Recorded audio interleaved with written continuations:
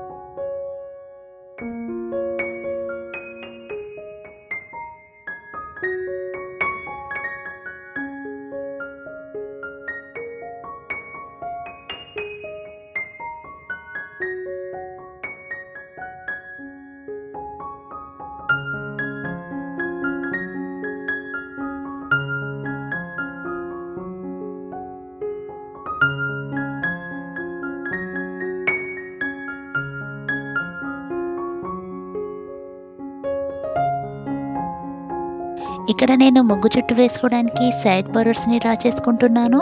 మీరు ముగ్గుకి 4 సైడ్స్ ఈ విధంగా సైడ్ బార్డర్స్ని డ్రా చేసుకోండి.